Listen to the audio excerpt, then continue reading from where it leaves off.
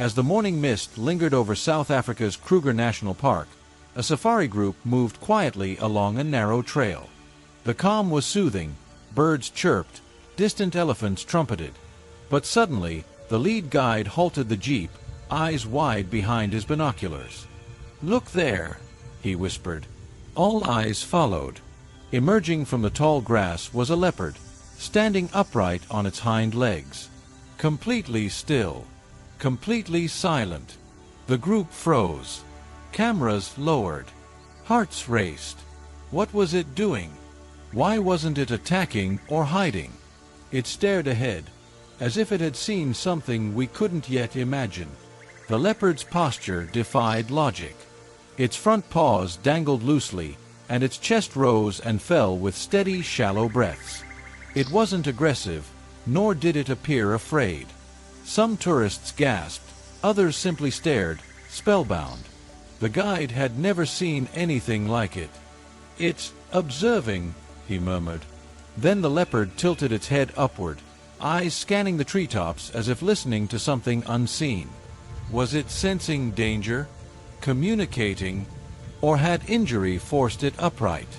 The tension in the air thickened. No one dared move.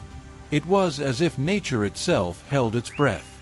The wind rustled through the treetops, carrying with it the haunting calls of distant birds.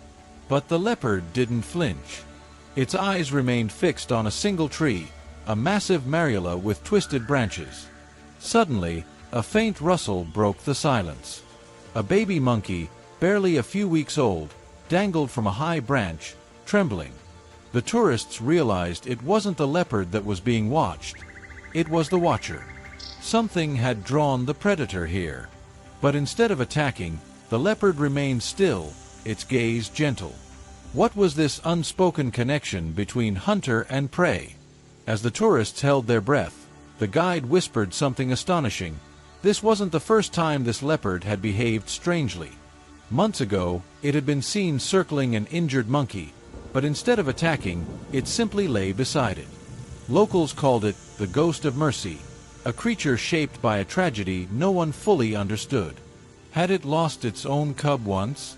Was this moment with the baby monkey a reflection of a broken past, or a silent redemption unfolding in front of human eyes? Just as the group began to process the surreal moment, a sharp, high-pitched cry pierced the stillness.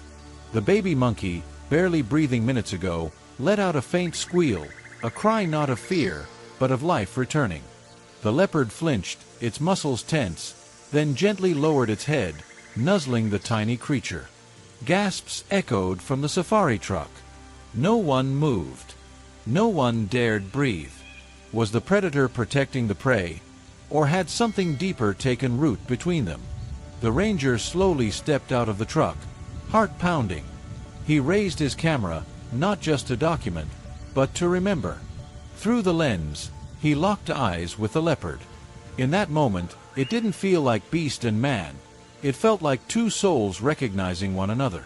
The leopard's eyes were not wild. They were tired, deep, almost human.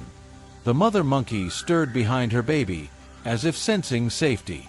But would this fragile peace last? As suddenly as it had appeared, the leopard turned. With one last glance, it melted into the golden grass, vanishing like a spirit into the wild. The ranger stood still, overwhelmed by what he had witnessed, an encounter that defied logic and pierced the soul. Behind him, the baby monkey cried softly, reunited with its mother, safe once more. Nature had whispered something sacred that day. Some stories aren't meant to be explained, only felt. If stories like these move your soul the way they moved ours, don't forget to like this video, subscribe to Animal Survival Stories, and share this journey with someone who believes in the silent wisdom of the wild.